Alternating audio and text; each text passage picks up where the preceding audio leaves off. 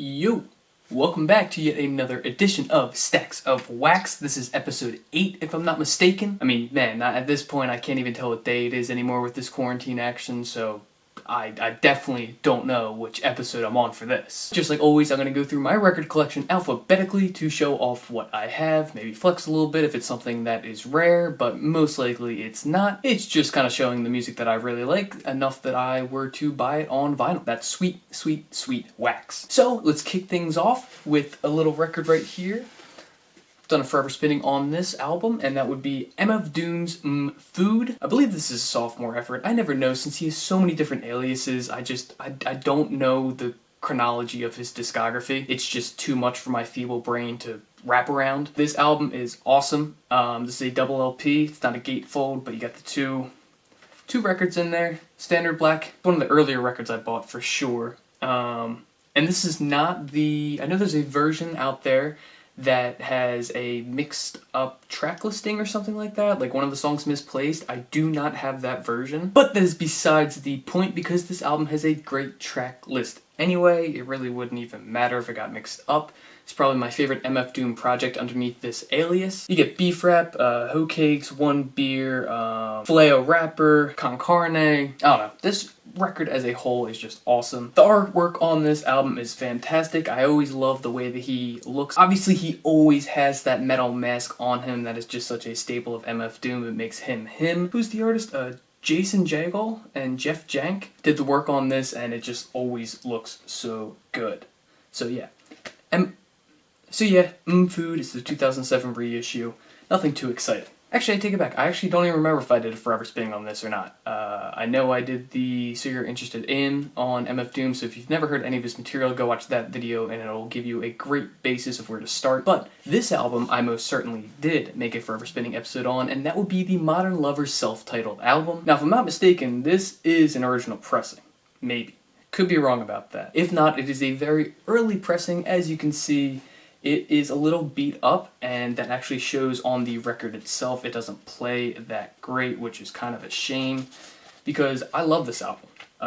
So many fantastic songs on here. Pablo Picasso, Roadrunner, Standard Black, Astro Plane, Old World, Modern World.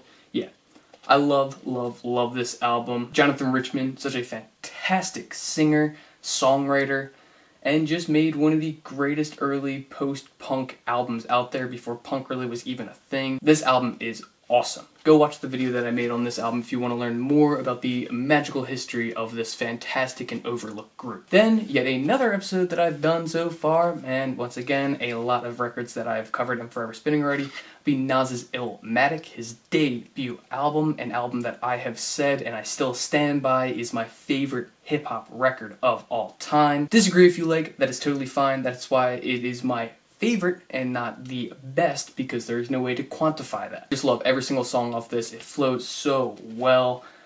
Even starting with the Genesis, every single song, New York State of Mind, Life's a Bitch, The World Is Yours, Halftime. I mean, that is probably the greatest A-side in hip-hop history, and the B-side doesn't lack either. Memory Lane, One Love, One Time for Your Mind, Represent, Ain't It Hard to Tell. Yeah, this album, so good. This is, yet again, just a repress.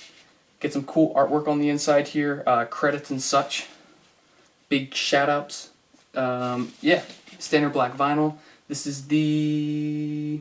I don't know exactly what repress this is. There are a lot of represses for this album, but I've always loved this version of the cover more than the 20th anniversary one, so that's why I ended up picking this one up. So, Nas's Illmatic, such a good album. Go listen to it if you never have, because you're living underneath a rock and you deserve to be lifted from that dark hole that you live in and be introduced to the magical world of Nas's music. The next album, however, I've yet to make a forever spinning about, but it is in the works. I've been writing it, and I was actually going to shoot it this week, but it didn't really work out, so we'll get around to it soon enough. I can promise you that. I'm sure you want to see this one.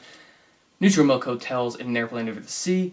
This album is so, so, so good. Obviously, indie rock at some of its absolute finest. This is a repress on black vinyl. I forget now, but it's got the good sleeve, man. The plastic sleeve. Paper ones are fine, don't get me wrong, but the plastic ones, mwah. Big fan of this record. Definitely not as much as some other people who just absolutely rant and rave about it, but it is very good through and through. A great listen, one of the best records to own, simply because it is so good to listen to, just both A-side and B-side all the way through. There are no skips, and that is the best way to listen to a record. That is why we buy vinyl in the first place. So yeah, a very solid pickup. That is always a necessary one to have in your collection.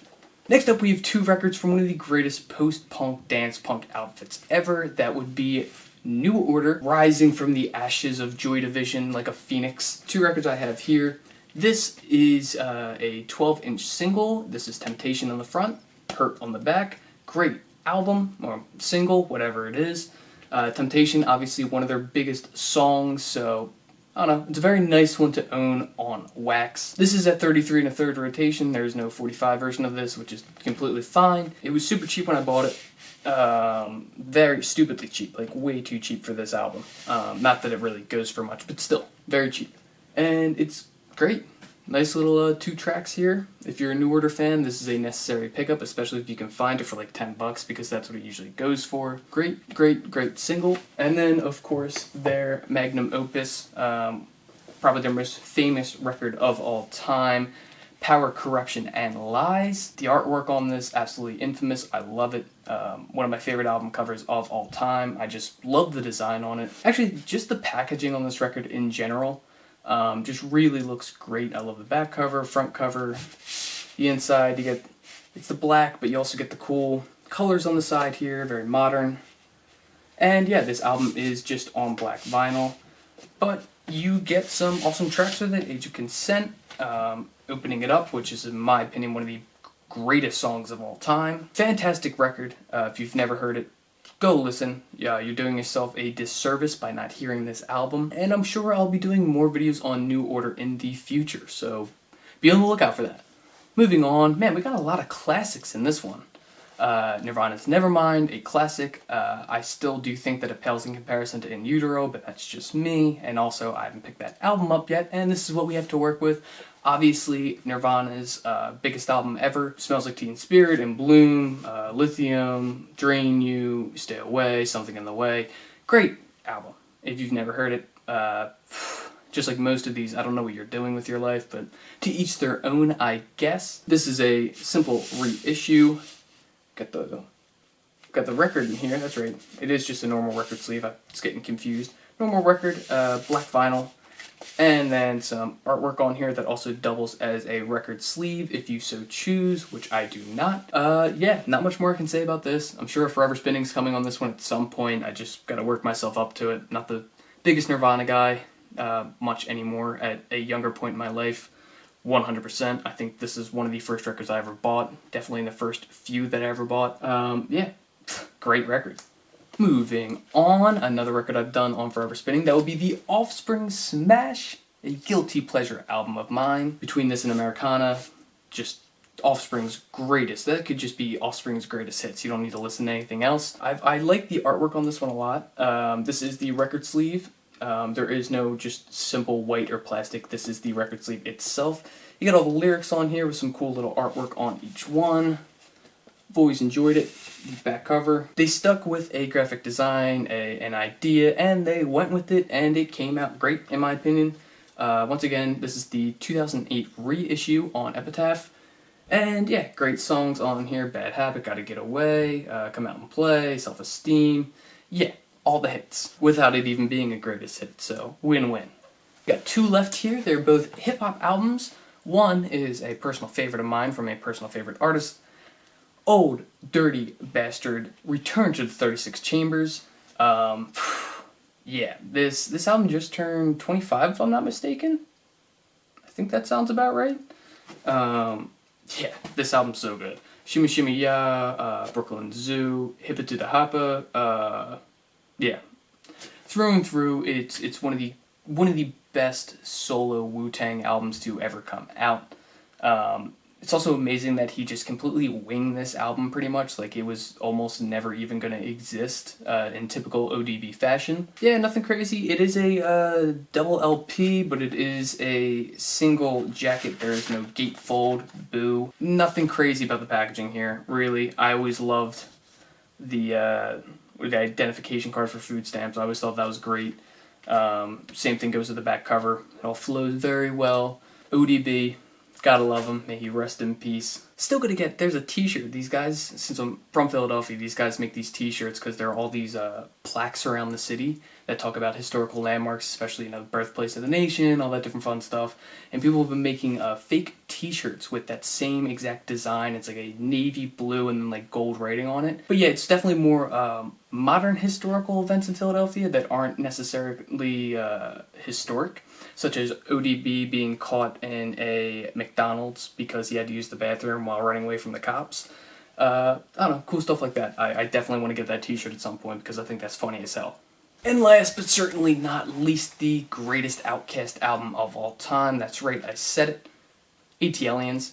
I just did a Forever Spinning on this. I love this album, don't get me wrong. They have so many other great records, but this is the one that they truly came into their own and found their own sound and personality and really started to mesh together. Not that their debut didn't have all those characteristics, but this is totally the one where they became themselves, even producing most of the tracks on this. It is Southern hip-hop at its finest. Get all the tracks on the back here. You get that awesome, iconic comic book styling on the front cover. I always loved it. This is a double LP, but no gatefold. Boo yet again. Standard black vinyl. And this is... what reissue is this? I don't recall, but it is a reissue.